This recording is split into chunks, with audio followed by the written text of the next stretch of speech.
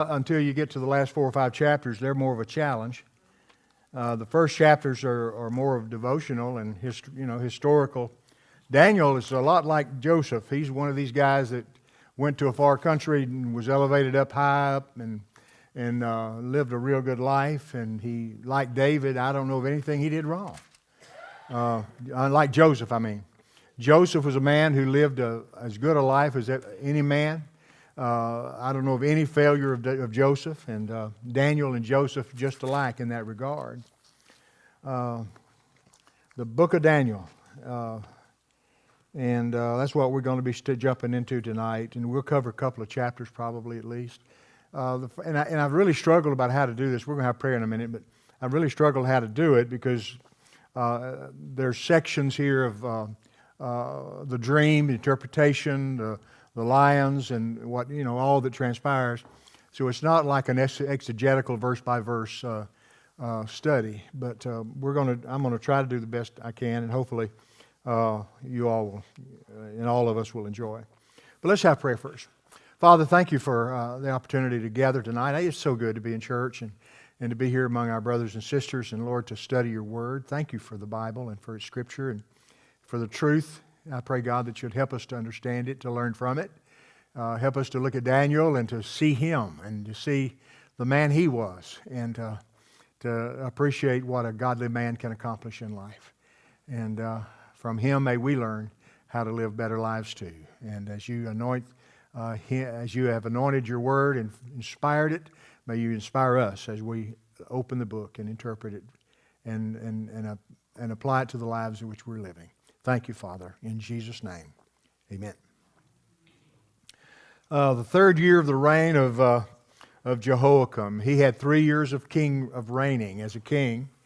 And, how did it come out? Excuse me, y'all, I got to talk. How bad? 7-3. I left early. Sorry, y'all, I had to get a report. You ought to heard this. You ought to heard Quentin yelling at the umpire today. It was embarrassing.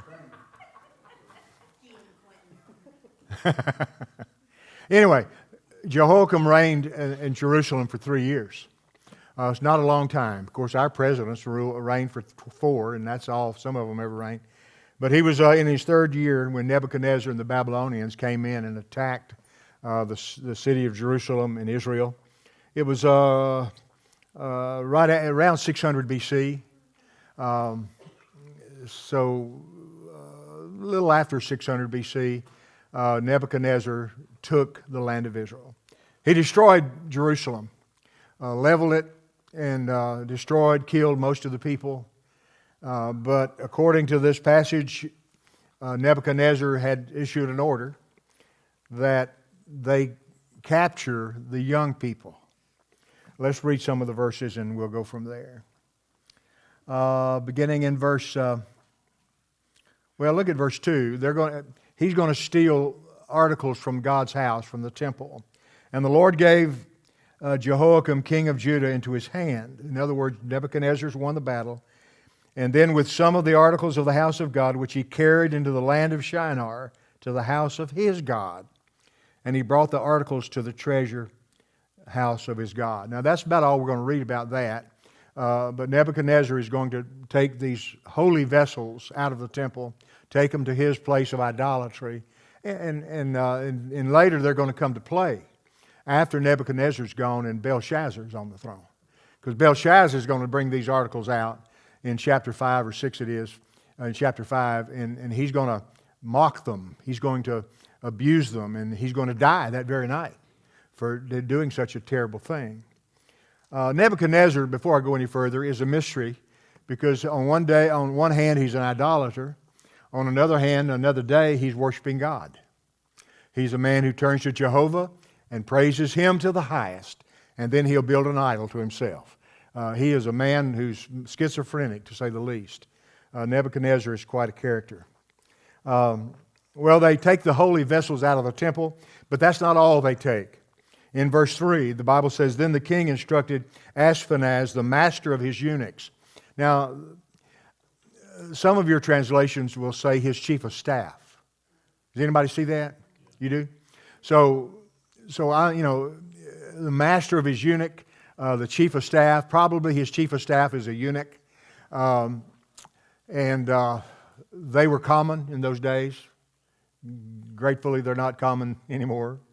But he told his chief of staff to bring some of the children of Israel and some of the king's descendants and some of the nobles, young men in whom there was no blemish, but good-looking, gifted in all wisdom, possessing knowledge and quick to understand, who had ability to serve the king's palace, and whom they might teach the language and literature of the Chaldeans. That was a long sentence. But the king says, look, we don't want the riffraff. We want the most promising. So you go to the chief of staff, he said, you capture the descendants of the king, the descendants of all the nobles. In other words, all the wealthy class young people.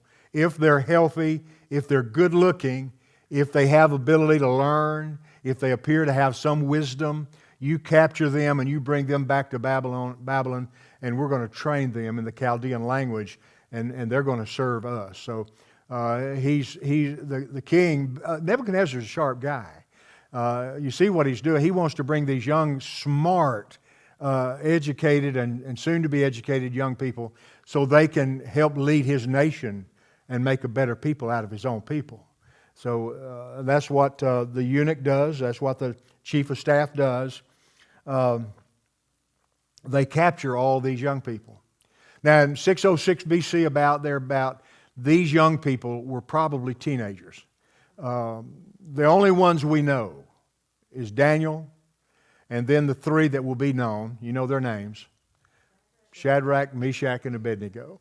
That's their Babylonian name, and we know them by their Babylonian name. Those four are the ones we're going to know. But there were many, many more like them, young, handsome, promising, that were captured, and they're teenagers. Can you imagine an army coming in and capturing our teenagers and taking them to another country and raising them as their own? For a mom, it's unthinkable, and for a dad as well. Well, that's what happened. They destroyed the city, they destroyed the country, they won the battle because God gave the nation over to Babylon, and then they capture all these young people and they take them back to Babylon. And you know, Daniel will never see Israel again. He'll never go home. As a teenager, now how long is he going to live? He's going to live to be 100 years old or more. He's going to live his entire life in Babylon. And to tell you ahead, this is more of an introduction tonight, he's going to live under 4 different nations or rulers, 4 different countries. He's going to live under the Babylonian rule, under the Persian rule, under the Grecian rule, and then under the Roman rule. He's going to go from being a teenager to being an old man, and the whole time he's going to be in the leadership of the nation in all four entities. When the Persians come in, he's still going to be up here. When the others come, he's still going to be up here. God has placed him there for a reason. And when God marks a man for a leadership or a woman, God's way is going to be done. And God does that. And he did that with Joseph when he said that his brothers sought it for his bad, but I sought it for your good. And that's what's going on here with Daniel. Daniel will live a good life. Probably in many ways a better life there than he would live in Israel. Who knows what would have happened to him in Israel. But he's going to spend his whole life in the far country. And I'm sure the first days of it, the first weeks or months of it were very difficult. There's no doubt that he was homesick. No doubt he wanted to go home. No doubt he missed his family. But he didn't have his mom and dad. Didn't have his brothers and sisters. He was there alone with all the other young people that were captured and taken to Babylon. Okay, so they're taken back to Babylon, and in verse 5, look at it. The king, Nebuchadnezzar, appointed for them a daily provision from the king's house, wine which he drank, food which he ate. And 3 years he appointed for them to be trained. So all these young people are going to go to school for 3 years at the university. He's putting these teenagers in a private school. Oh, well, no, it's a state school because the state sponsors it. And so they're being housed, most probably, in Babylon. It's like a university campus, most probably. They have a cafeteria that provides the same food the king himself eats in the palace. They drink the best wine that the king would drink in his palace. And so the king is wanting to... why is he doing that? Why is he providing such food? There's 2 reasons. One, he wants them to learn to love Babylon. He's trying to win them over. He wants them to get out of the homesick mode and get away from Israel in mind and body. And he's trying to give them the best he can so they can really learn to live in Babylon. The other had another reason. What was it? The second reason was so that they would, I guess, be more anxious to study, and because of the better food and the like, they would be more apt to study and have more energy and to be the leaders that he wanted. And now the food that he serves is going to be food that has first been offered to idols in his idolatrous temple. That's where the food comes from. So before the king gets his great food, they've taken it to his place of worship and have offered it as a sacrifice to the god that doesn't exist. And when they do that, then they bring the food and they offer it to the king. He eats it, and now these young people are eating it. And that causes a problem. Daniel doesn't want to eat food offered to idols. And he's in a bind. Now, I wondered what he was thinking when he first realized what was happening. He and his 3 friends. By the way, his 3 friends, let me give you their names. Their names were Hananiah, Mishael, and Azariah. Now, we don't know those names, but they're the names of the 3 men, Shadrach, Meshach, and Abednego. Those 3 men, I believe they have the same faith that Daniel had. I believe those 4 were just as equal as they could be.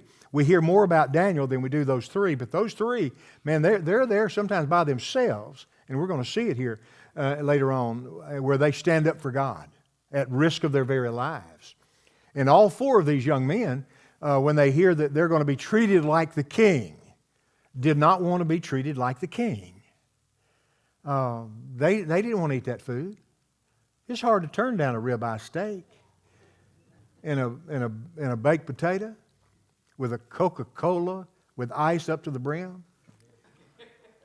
It's hard to give up the best food there is. It's hard to give up Becky Roach's fish. And they have the best food. And I'm telling you, it's cooked by the best cooks. And they say no. Daniel and his 3 friends all agree they don't want it because it's food. Isn't it great when we got Deacon and Emily here tonight, huh? And they're here. You didn't want me to say it, I know, but they're here. Isn't it great and there's Wyatt. How can I forget Wyatt? Oh, there's Ryan. I didn't see you, Ryan. Who else is here? I don't want to forget nobody. We got these 4 great young people. Look, we got one right here, the best one I hear.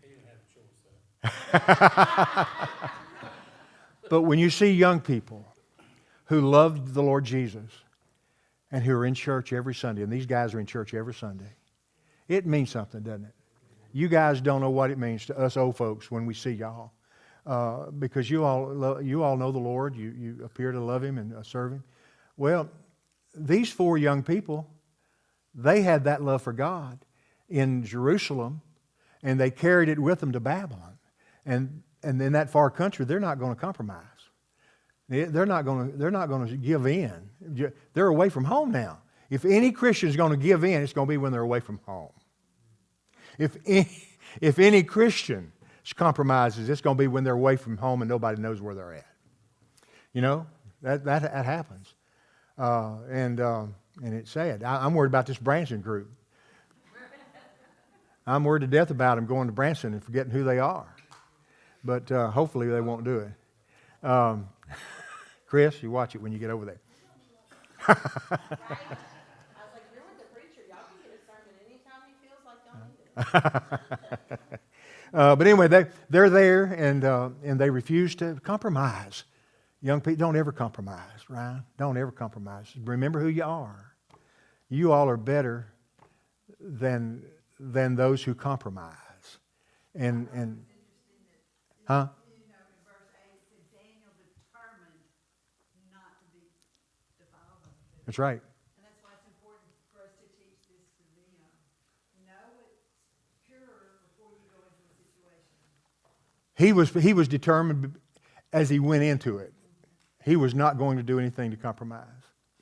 You know, Rennie sees a lot of students that are in that category, in that they're in the BCM, and there's many of them are right with God. Not all of them, but many of them are. And you see some great kids. But Daniel's, man, he's special.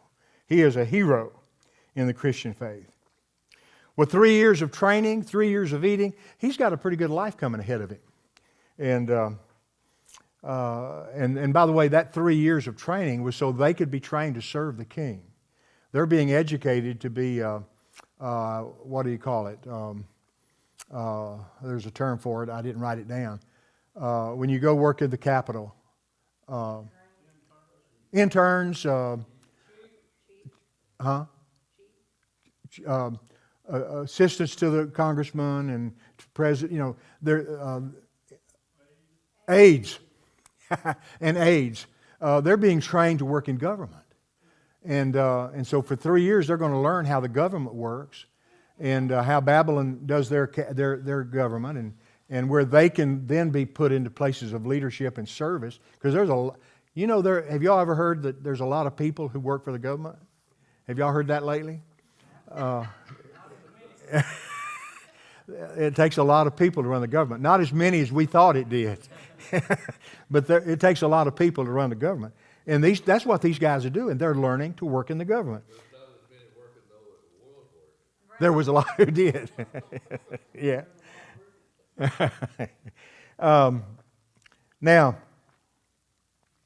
let's go down to verse 8. Daniel purposed in his heart, he was determined, that he would not defile himself with the portion of the king's delicacies, nor with the wine which he drank. Therefore he requested of the chief of the eunuchs that he might not defile himself. Now, God had, the next verse says what I was about to say, brought Daniel into favor and goodwill of the chief of the eunuchs. So the chief of staff, or the chief of the eunuchs, was a friend of Daniel's now. God did it. God somehow brought those two together, and Daniel trusted him, and he went to him and he said to him, hey, I got a problem. Let me tell you a quick story. I was at the end of AT one year at Fort Polk, and I'm the chaplain of the battalion. Colonel Sally is our battalion commander. Can't remember right now. I know the command sergeant major's name, but I can't think of it. But we're at the officer's call. Now listen to this real quick. It relates to this. We're at officer's call, and all the officers of the battalion are there. And among the officers are about 6 or 8 second lieutenants, brand new second lieutenants. Some out of ROTC, some of them graduated from the OCS program that I was part of. And they're there at officers' call. I hate to tell you this, but I have to tell the story. There are things the military does that we don't like. One of them is to initiate second lieutenants. And what they did was poured alcohol to initiate a second lieutenant into a boot. Now, normally it's into a dirty boot after the weeks of training. But this time they got a new boot, and they poured alcohol into the boots. And the second lieutenants are going to drink out of the boot. It's a lowly thing. It's an initiation. Well, I noticed among the crowd, these about 3, maybe 4 of them now, I think there were 4, they began to ease from both sides of me to me. And I'm looking and I'm wondering what they're coming to me, and I had met them, and they came up to me and they said, Chaplain, what are we supposed to do? I said, well, what's the problem? He said, we don't drink. And they knew that they can't just walk up there and say, I'm not doing it because I'm a Christian. They have a career ahead of them too. And said, what are we supposed to do? I said, don't drink. Just don't drink. Don't drink. And I went up to Colonel Sally and said, Colonel, we got a minor problem. He said, what's that, Chaplain? He said, sir, not everybody drinks. You got to be kidding. That's his response. Colonel Sally was a super good man. I loved Colonel Sally. And I said, sir, I don't. And we got some second lieutenants that don't drink, and we can't force them to drink. I got it covered, Chaplain. Don't you worry about it. He brought out the other new boot, poured in some Sprite into the boot. Everybody saw him do it, and everybody knew that Sprite was in that boot and alcohol was in the other. And these 4 guys walked up with their head high, and they were initiated as second lieutenants. You see, sometimes we're in a spot. He's in a spot here. He says, now wait a minute. He says to the chief steward, I got a problem. I don't eat this stuff. I got a problem. I don't drink this wine. And now I don't know what would have happened to those 4 second lieutenants if I hadn't been there. But I believe God put me there for them that day because they didn't have anybody else to go to, and they were scared of Colonel Sally. So, I mean, every second lieutenant scared of the battalion commander. And so God put me there. Well, God put the steward with Daniel. And Daniel says to him, I got a problem. I don't drink this wine, and I don't eat this food. And he says to the steward, I got an idea. Daniel told him, I'm not going to read it all. I'm just going to tell you what he said. He said, I've got an idea. Said, let's see. He says, I've got an idea that if you would allow me and my 3 friends to eat, he says, pulse. What verse is that? 12. He says, please test your servants for 10 days and let them give us pulse and water to drink. That doesn't sound very good. But the word pulse, I researched it, it's vegetables. Let us eat peas and cornbread. Let us eat vegetables and drink water for 10 days, just 10 days. And this was not sent to the king. This was just between them and the chief of staff.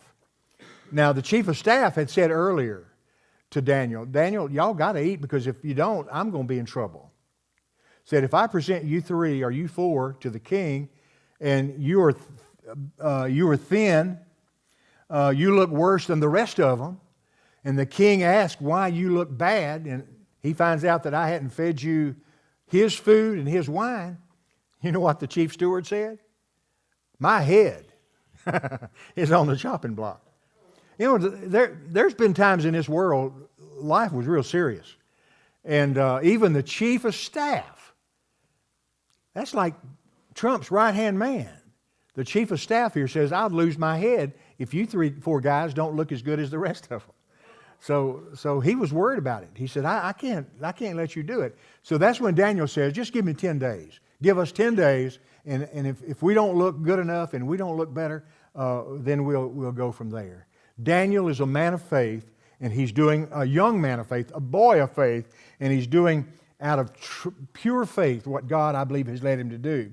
He says, let us then let our appearance be examined, and the appearance of the young men who eat the king's food, and compare us then. And so then in verse 15, at the end of the 10 days, you know that chief of steward was nervous the whole time because he didn't know what was going to happen after the 10 days. But I know somebody that wasn't nervous. His name is Daniel. Shadrach, Meshach, and Abednego, they were confident they were going to be okay. But at the end of 10 days, their features appeared better and fatter in flesh than all the young men who ate the portion of the king's delicacies. Thus the steward took away their portion of delicacies and the wine and gave them vegetables. So for the next 3 years, Daniel, Shadrach, Meshach, and Abednego ate black-eyed peas, purple-hulled peas, cabbage, cornbread, and that kind of food, and did not eat any of the delicacies from the king's table. Huh? Oh, I'm sorry. But For 3 years they ate. This happened for 3 solid years. And so their appearance kept getting better. They're going to be the handsomest 4 men in the whole school. And there, that is a work of God. Y'all got any comments or anything? I've heard this story Yeah, my yeah. entire life, and I never knew why the food was. I just assumed that it was like from a split hoof, or Oh, uh-huh. I never knew that it was offered to idols Yeah. before it was offered to them. Yeah. I never knew why Mhm. he wasn't. I mean, I knew that he wouldn't eat it because of his faith, but I Mhm. didn't know what caused Mhm. it. And I may be the only one. No, it's not spelled out in the chapter, but that's it's a common practice to offer food to the idols, and followers of God would not do that, and that's the only reason Daniel would have, and as a result, he's going to. What he proves here, it's better to follow God and do things God's way than man's way, even to the king. The most lavish food you could have is not as good as what God would do for you if you follow Him in faith. God's way is better than our ways. In my Bible, verse 3 of Daniel, Mm-hmm. chapter 1, Yeah. when he talks about the minister, or the name you said, and then it says the minister of his, I wish I could be, I can't pronounce it. Which verse are you talking about? 3, Oh, then the king instructed Ashpenaz, the master of the eunuchs, to bring some of the children of Israel. Yeah, that's just the name of the chief of staff. I didn't mention it a while ago because I can't say it either. Let's go on down now to verse 17. As for these 4 young men, God gave them knowledge and skill in all literature and wisdom, and Daniel had understanding in visions and dreams. God is preparing Daniel for what comes ahead. Now, he's going to have an experience, and I can't wait to get to the interpretation of his dream, of Nebuchadnezzar's dreams. Daniel has a gift. You can't interpret a dream unless you have an interpretation. And not only did Daniel have an interpretation, I'm going to jump ahead and tell you, Daniel even told the king what his dream was before the king told him. That's a gift. That God put Daniel in this place for this time and for this reason. And now at the end of the days, when the king had said they should be brought in, I'm assuming this is after the 3 years. Okay, at the end of days, he demands these people to be brought in. The chief of staff, or the eunuchs, brought them in before Nebuchadnezzar. And before I forget to say it, I'll say it now. There are those who believe that Daniel and his 3 friends were eunuchs because of the chief of eunuchs. I don't believe it. I don't believe they were. I believe that the chief of staff happened to have been a eunuch, but I don't believe all the people that worked under the king would be that. But that could be, I don't know. Now, then the king interviewed them. He interviewed them. See, he's looking for people to work for the government. He's looking for employees. And he interviewed them, and among them, he found none like Daniel, Hananiah, Mishael, and Azariah. He found these 4. They stood out above all of them. And therefore they served before the king. So he gave them the best jobs in the government. And all the matters of wisdom and understanding about which the king examined them, he found them 10 times better than all the magicians and astrologers who were already in his realm. Thus Daniel continued until the first year of King Cyrus. Cyrus is the king of Persia, who's going to take over and destroy and capture the Babylonian kingdom. And Daniel is going to reign under Nebuchadnezzar, rule under Nebuchadnezzar as the number 2 guy in the state, as I could understand it, until the end of the kingdom. Chapter 1 ends, and it was a victorious chapter. They came in as captives in Babylon, and now they are elevated in chapter 1 all the way up to the top of the heap. All right. Chapter 2 is the dream. I don't know, I hope we have time. Yeah. Nebuchadnezzar has a dream. And this dream, and I didn't tell you at the beginning, the first 5, 6 chapters have to do with dreams and visions and lions. The next chapters have to do with the end times, the book of Revelation, the signs of the end time, the Antichrist. So we'll get to that in due time. But Nebuchadnezzar has a dream in chapter 2, and it bothers him. In verse 1 of chapter 2, now in the second year of Nebuchadnezzar's reign, Nebuchadnezzar had dreams. And in the second year of his reign, I'm not going to get into the chronology and the time schedule, but I don't know if it was an old dream he had that had lingered on for a while, or if it was a dream after Daniel came into the kingdom. But his spirit was troubled, and he lost sleep over the dream. It bothered him. And so the king had a great idea. He said, I'm going to call my magicians and my astrologers. I'm going to call my sorcerers. And I want them to tell me what my dream meant. Dreams meant something in those days.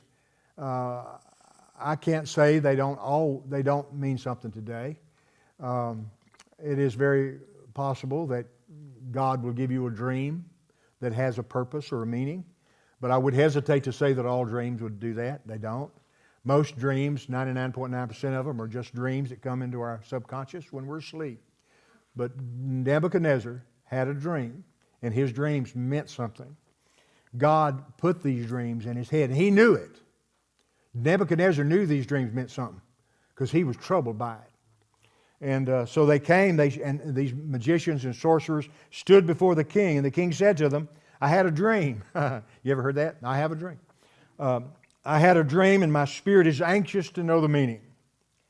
And the Chaldeans spoke to the king in Aramaic, O king, live forever.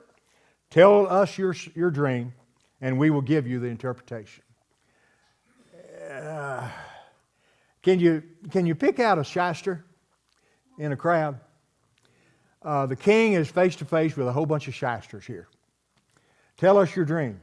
I'll tell you what it means. The king answered, though. The king was smarter than they were. My decision is firm. If you do not make known the dream to me, hear what he said.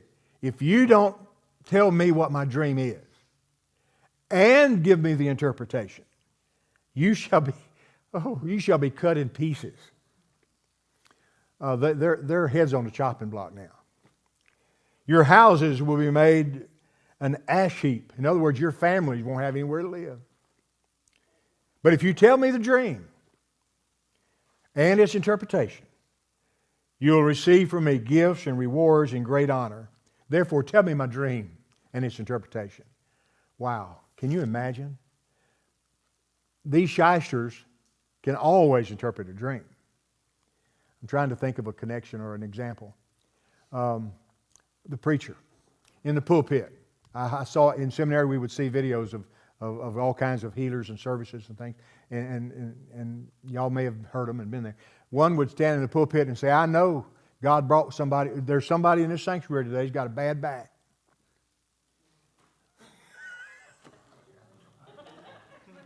You know who you are. I don't know who you are, but you know who you are. And God brought you here. That you get up and come down here and we'll heal you. You know, that's a shyster. I mean, how many bad backs are in church on Sunday morning? 9 out of 10. Well, these dreamers are saying, hey, just tell us what it is and we'll tell you. He says, no. You tell me the dream. Well, they're in a bind now. How can you tell somebody what they dreamed last night if they haven't told you?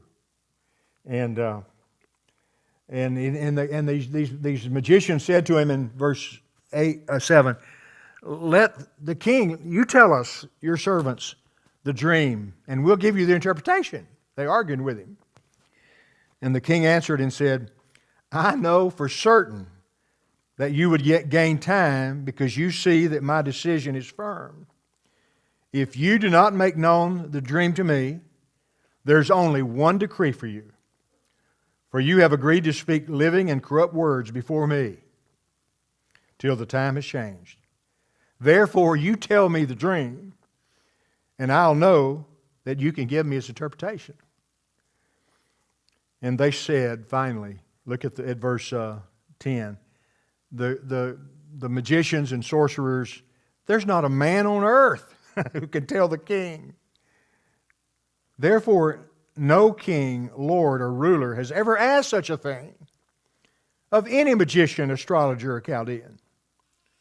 It is a difficult thing that the king requests, and there is no other who can tell it to the king except the gods whose dwelling is not with flesh. So they said, King, we can't do this. Nobody can do this.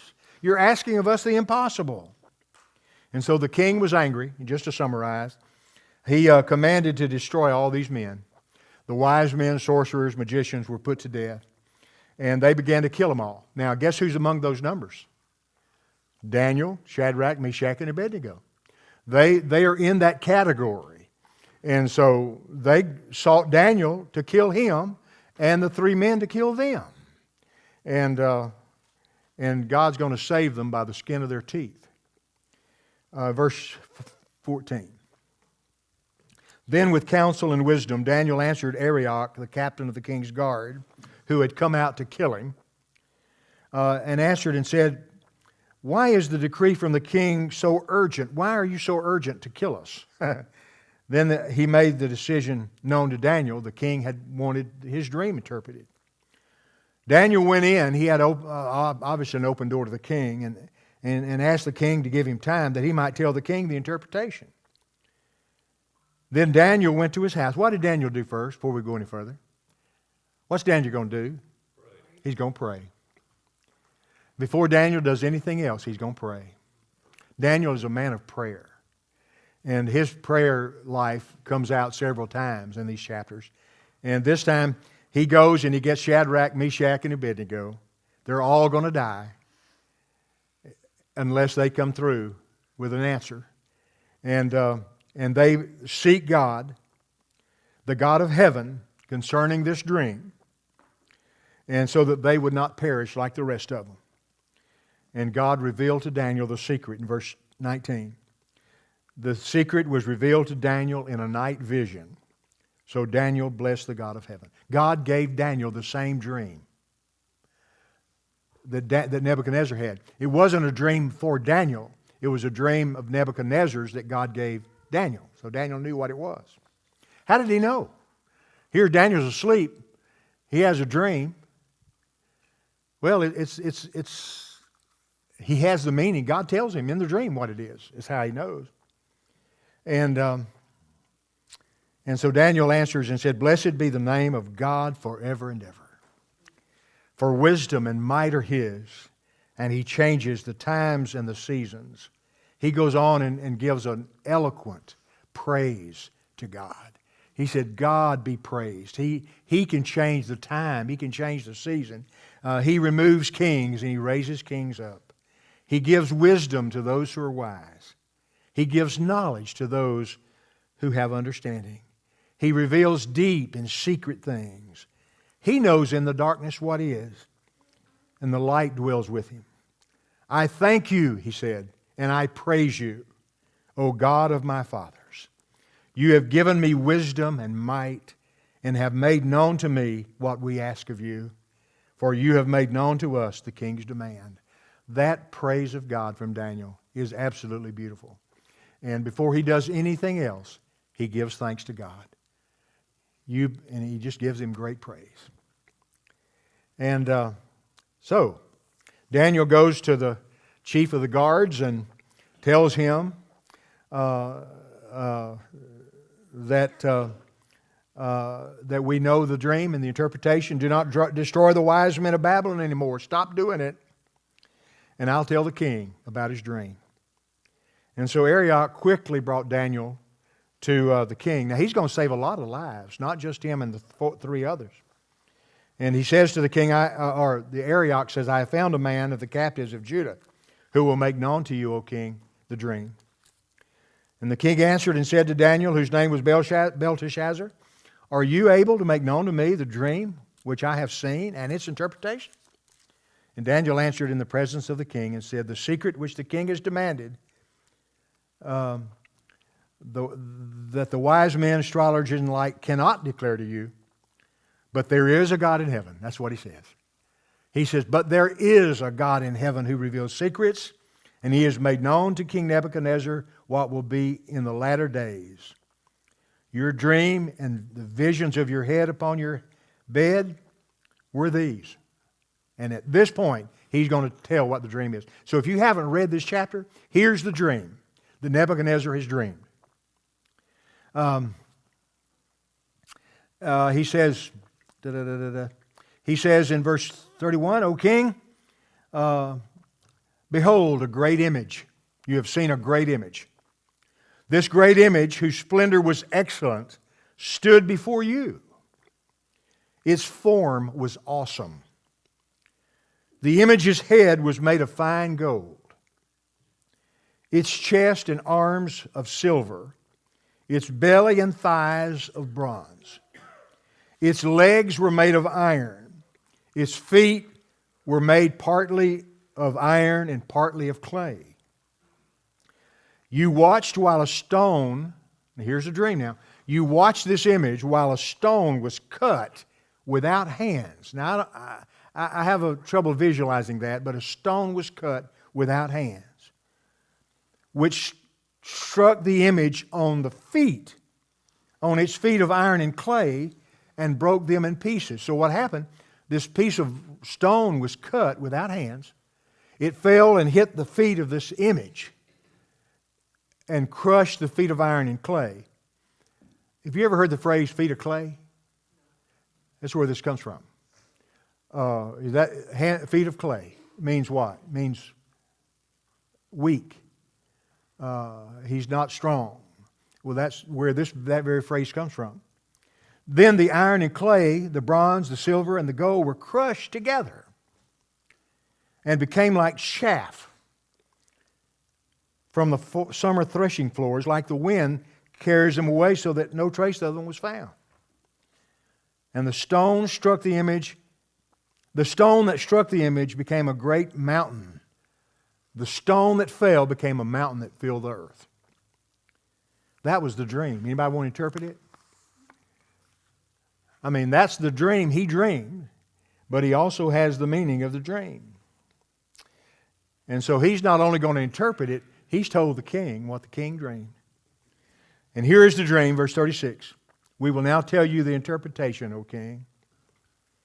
You, O king, are a king of kings. For the God of heaven has given you a kingdom. He's given you power, strength, and glory. He has given all this into your hand. He has made you ruler over them all. You are the head of gold. Okay? You have an image. The head is made of gold. And Daniel says, you are the head of gold on the image. But after you shall rise another kingdom that will be inferior to yours. Then another, a third kingdom of bronze, which shall rule over all the earth. And the fourth kingdom shall be as strong as iron, inasmuch as iron breaks in pieces and shatters everything, and like iron that crushes, that kingdom will break in pieces and crush all others. That's the interpretation. Anybody know what it means? Y'all still with me? Mike?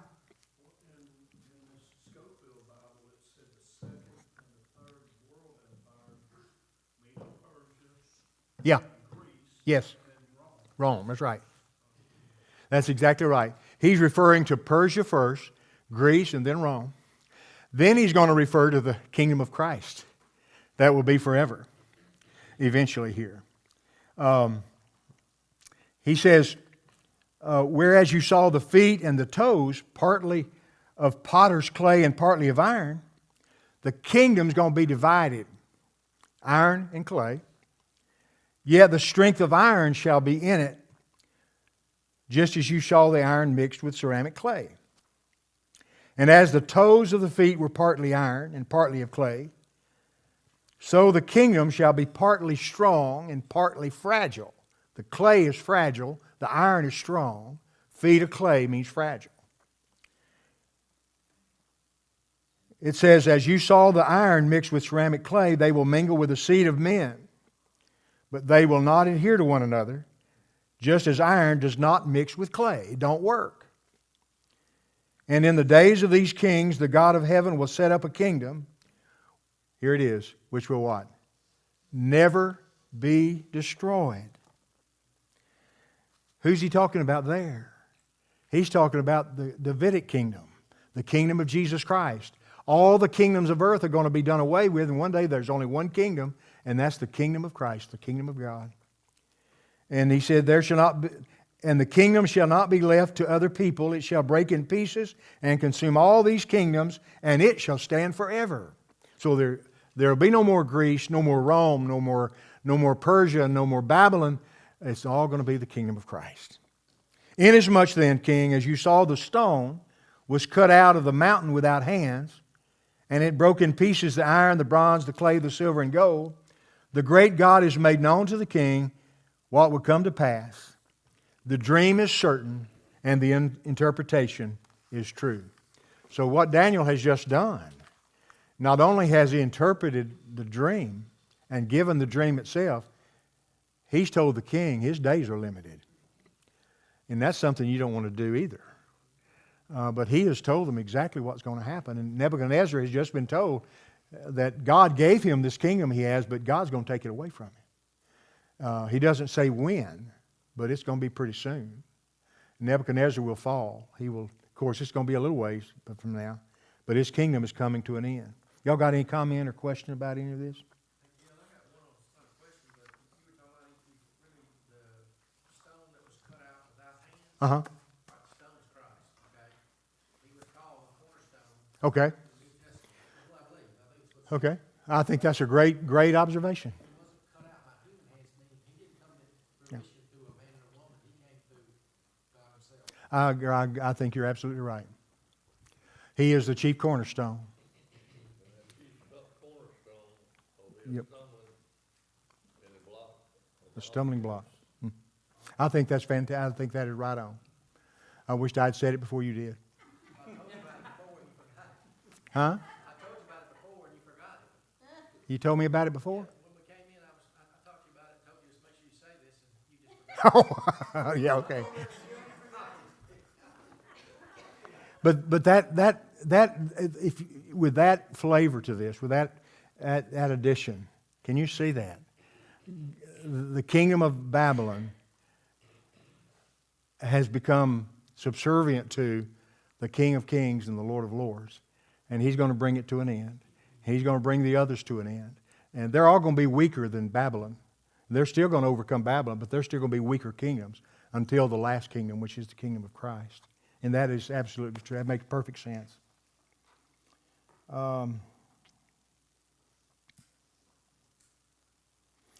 Let's see.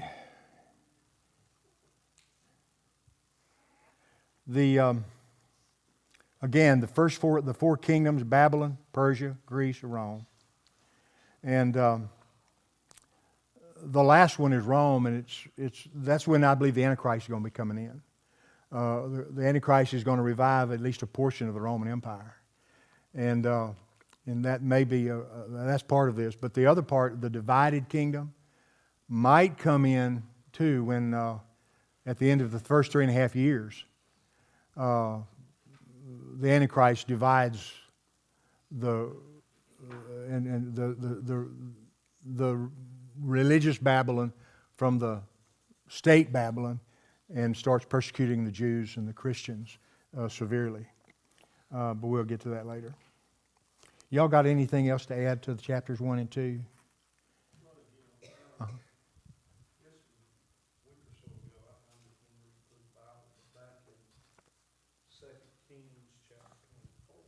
Second Kings chapter 24.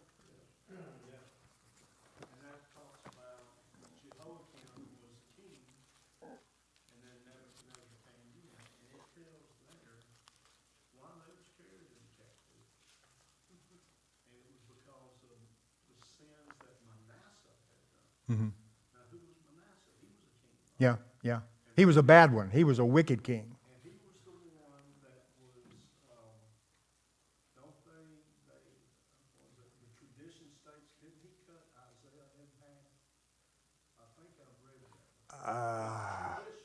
He might have. I don't recall it. But I remember that Manasseh may be the worst of the worst kings of Israel. He was horrible. But Jehoiakim, his dad was Josiah, which brought back Yeah. worship. Yeah, it's true. But it says there in Josiah followed Manasseh. After Manasseh did all the ungodly, idolatrous, then Josiah came back and restored the kingdom, I believe, of worship, to worship. But it said here in 2 Kings 24, it says, surely these things happened to Judah, which that's where Daniel and them was from, according to the Lord's command, in order to remove them from his presence because of the sins of Manasseh and all he had done. And there was shedding of innocent blood, for he had filled Jerusalem with innocent blood, and the Lord was not willing to forgive. So that gives us the background of why they went into captivity. If you just think about Daniel and his three friends, if Russia came in here, everyone in this church would have bad feelings toward Russia. And then they're going to take me into their kingdom and try to get me to convert over to them. Yeah. That depended on Daniel and them. Like Ring was saying, he was determined. Yeah. So really that shows us Yeah. that we have to take a stand. And it can be done, can't it? Because Daniel did. I mean, they did not compromise. Now, what happened to the rest of them, we don't know. More than likely, they compromised. But some people don't want to get involved, and I don't want to go down that road about politically. About, Politically, yeah. they don't want to get involved in politics in the nation, but it's our job to stand up for what's right. I have, yeah. Was living in an evil kingdom, and he still maintained his devotion to God. Yeah. And you know, we're going to see where his devotion to God rubs off on Nebuchadnezzar. There's times Nebuchadnezzar looks and acts like a Christian, a godly man. I mean, he's going to do some good stuff later. He goes up and down like a lot of Baptists. but Daniel rubs off on him. Daniel influences Nebuchadnezzar really good, and because he doesn't compromise. You got one question, and I'll shut up. Next week, we're going to talk about the statue. Yeah. Do you think Nebuchadnezzar took this dream interpretation and turned around and built a statue based on that? It's possible. I didn't think he did, but he might have. I think he just went through an ego, but it's possible. I'm going to research that some more. But right after this, he praises God, and then he builds a statue to himself. So I don't know. He might have, but I don't know why he would do it. But I'm gonna check that out to see if anybody else thinks that. I haven't read anyone that does yet, but that may have. But Nebuchadnezzar talks out of both sides of his mouth. He praises the God of Daniel, and then he'll go and build a statue to himself. And then, but he's also a weak man because his lower level folks are going to come into him and say, Nebuchadnezzar, you deserve to be worshipped, and you need to send out a decree that everybody worships you, worships this image and nothing else, and he'll do it. And so I don't know. Sometimes I think the people we put around us, and we trust them, we get influenced far too easily. And but you said something a second ago about the political involvement of Daniel. Daniel was involved politically. And I've heard ever since my first sermon almost, keep politics out of the church. And here, I believe this for a long time. It may be too late now, but I believe going ever far back we can go, when the church took politics out of itself, they gave the state freedom to do its thing. And the church lost its influence and control. I think the church needs to have more influence over politics. But the problem in the church today is we have people on both sides of politics. And if you preach something about politics, somebody's going to be offended because they're on either side. That should never be the case. If we are Christians and we speak the truth, and the state is to be this in the eyes of God, like Daniel, everybody ought to be on the same page. But we've let it go so long that we really can't bring in now without issues. At least that's what I feel right now. I had folks at DeQuincy got mad at me because I preached a sermon and I mentioned a country without borders is no country at all. And this guy finally told me, he said, don't we believe we ought not have borders? And you said we do. I said, well, he later left the church because I asked him to. But see, you preach politics, you're going to get somebody that don't think we need borders. If any of you don't think we need borders, please don't tell me. I don't think that makes sense. I saw a meme the other day that said Jesus was a carpenter. He would have helped build the world. But honestly, if the church had maintained political commitment on the truth, we'd have a better government right now. I also think that after our study of Revelation, that you kind of see it unfolding, Mm-hmm. God's plan unfolding for His return. Mm-hmm. I think a lot of this is having to happen, although we don't particularly care for it. I don't think we're supposed to. Right. We're supposed to be like Daniel, we're supposed to stand firm with what we believe. But the return of Jesus and the things that He prophesied in Revelation happen. It's got to happen. You're right. So whether we like it or not, Yeah, we still have to stand firm in what we believe. that's right. It's like Daniel, but the things still have to happen Mm-hmm. That's right. for Jesus to come back. But y'all, what Daniel did here and later when he prays in public, that wasn't easy to do. I mean, y'all try it. I mean, if you're ever in a place where people aren't favorable to Christian practice, try to get on your knees and pray. I mean, just think about how hard it is. If there's a persuasion against you to do what you believe you ought to do, it's easy not to do it.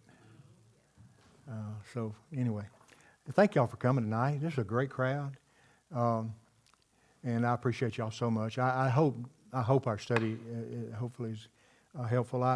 I'm not a good teacher. I do the best I can, and I'm very limited, very, very limited. Very. Read ahead to Yeah, please. The best thing you can do is read ahead. Okay. We'll try to cover a couple more nights. Huh? Oh, yes. What would I do without that? What would I do without you people? Come up here, Richie. I announced it this morning, and how could I? Thank you.